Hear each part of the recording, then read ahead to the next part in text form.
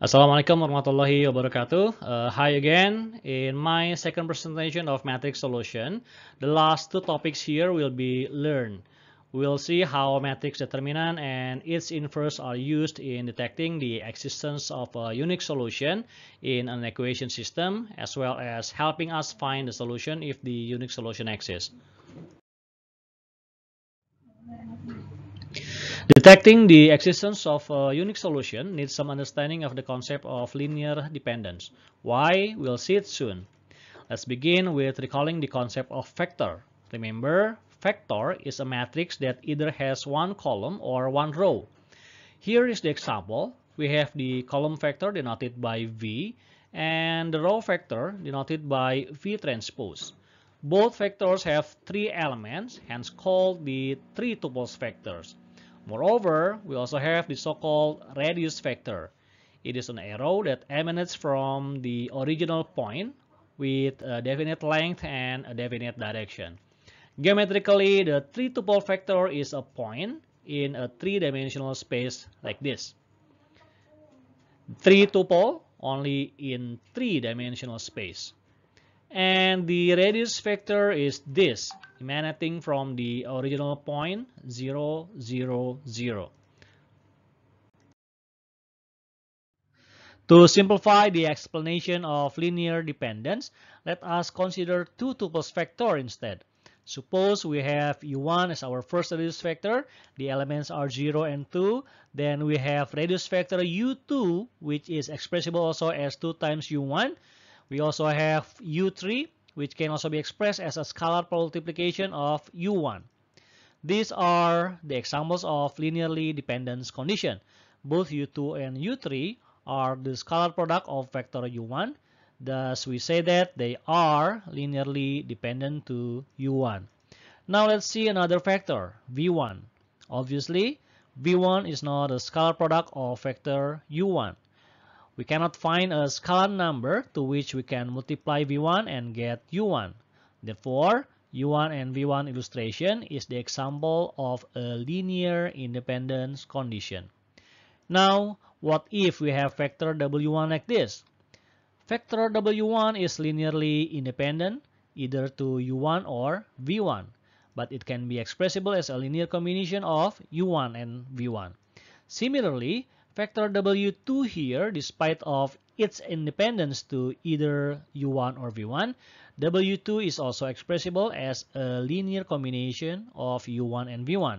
Therefore, we have linear dependence condition once again. We say that w1 and w2 are both linearly dependent, or they show linear combination of u1 and v1. Another thing that we can also observe is this. So if we have, for instance, other vectors like w3, w4, or w5, they all will be like w1 and w2, resulting from the linear combination of vector u1 and v1. The more general theorem is this. What is the significance of knowing the theorem and linear dependence? Let's take a look at this example. We have a non-square matrix. Three rows here we have in the coefficient matrix here can be considered three different row vectors, namely vector v1, vector v2, and vector v3. Each vector has two elements, so we call them all two-tuple vectors. According to our theorem, if we have two-tuple vectors, once we have two linearly independent vectors, then the third must be just the linear combination of the first two. It's obvious v1, v2, and v3 are linearly independent each other, but if we pick two of them, say v1 and v2, v3 will be just a linear combination of v1 and v2, as the theorem says.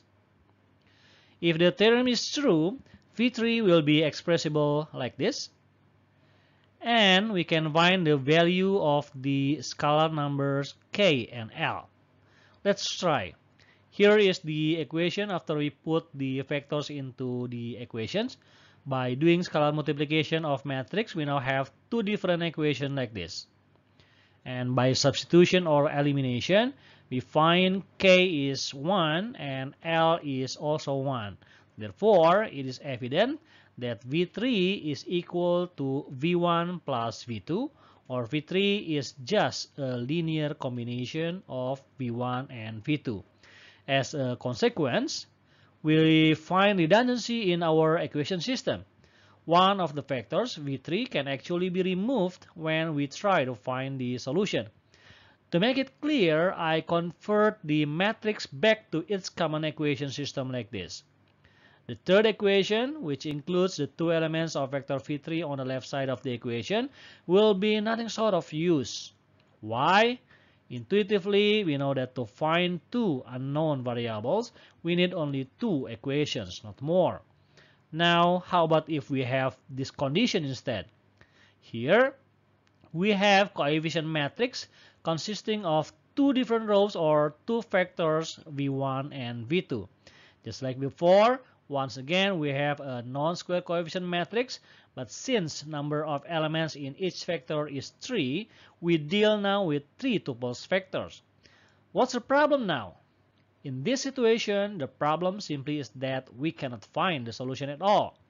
If the equation system is returned to this expression, it becomes obvious that there are 3 unknown variables, but we only have 2 equations to find them. Certainly not enough.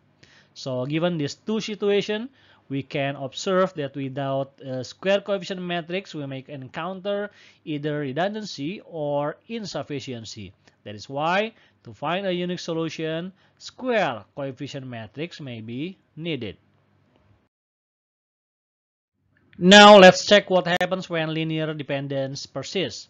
Suppose we have equation system like this with d1 and d2 are parametric constants, and transform it into matrix, then we have the square matrix. Two rows we have in the coefficient matrix here can be considered two different row vectors, namely vector v1 and vector v2.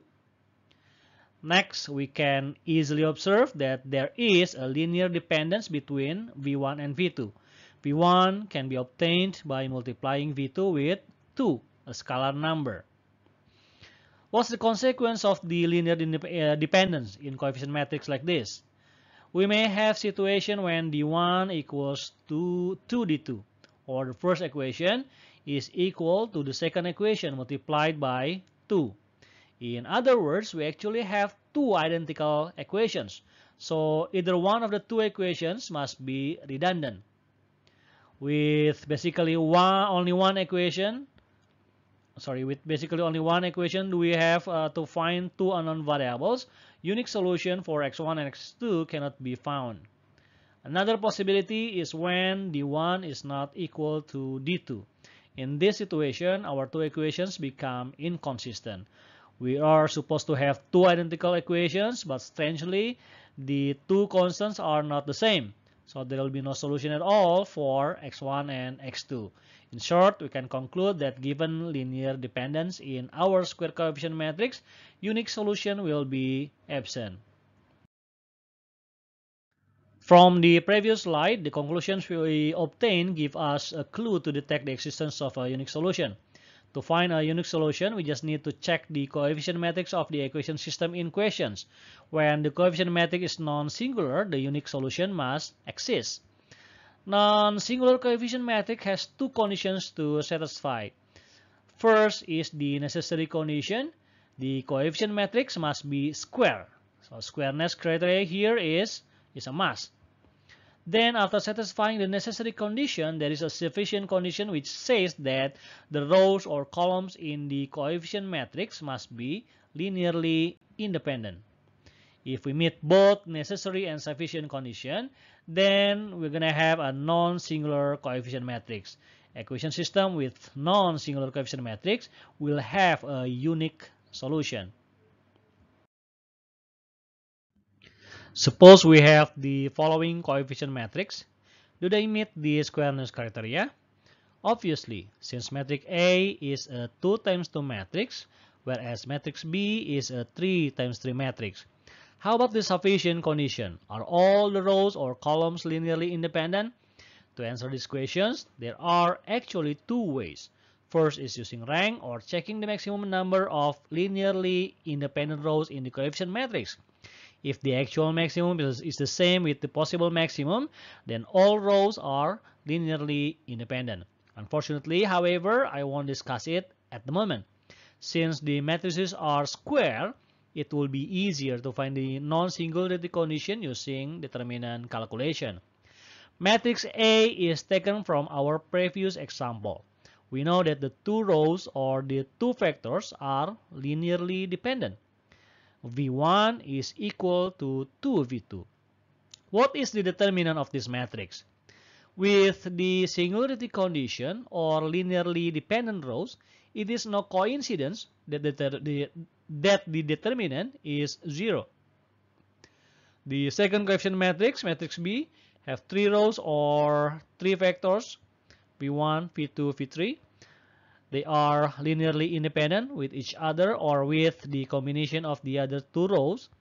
And satisfying the non-singularity condition, it is no coincidence again that now the determinant is 5, not 0. So in short, a square coefficient matrix must have linearly independent rows or columns if its determinant value is non-zero. Finding the determinant not only allows us to detect the existence of a unique solution, but also help us find the unique solution too. Remember this general matrix equation? X is the endogenous variable matrix, and the endogenous variable, as we know, are the unknown variables we are looking for inside the model. How to find X here? Since A, X, and D are all matrices, certainly we cannot do the division here. We utilize the basic property of both inverse matrix and identity matrix.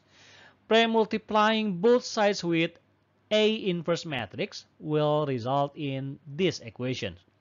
Since multiplying A inverse with its original matrix result in identity matrix, then X is the multiplication of A inverse with the constant vector. So this is the matrix inversion rule to find the solution to find X. Obviously, as it was named, it involves the inverse matrix. And we know earlier that inverse matrix can be found by dividing the adjoint matrix with a scalar number, namely the determinant. And since the determinant here is the denominators, so it cannot be 0. Otherwise, the matrix won't have an inverse. After knowing how to find solution using matrix inversion, we can modify a little bit the way and find the solution easier. We begin with expanding the matrix inversion formula, then do the multiplication of the adjoint matrix and the constant vectors. The final result is this expressed in sigma, and each element of the resulting matrix can be replaced with the determinant of A1, A2, and A3 respectively. This is the so-called Cramer's rule. Return to this rule, determinant of A1 is the determinant of the original matrix when its first column is replaced by the constant vector. Then calculate the determinant using Laplace expansion of the first column, resulting in this, which is exactly the same with the first sigma in the Cramer's rule. Determinant A2 is obtained when the second column now that's being replaced with the constant vectors. Using again Laplace expansion of the second column now, again it results in the same calculation of the second element of the matrix in the Cramer's rule. And similarly, determinant A3, the third column now that's being replaced, resulting in this.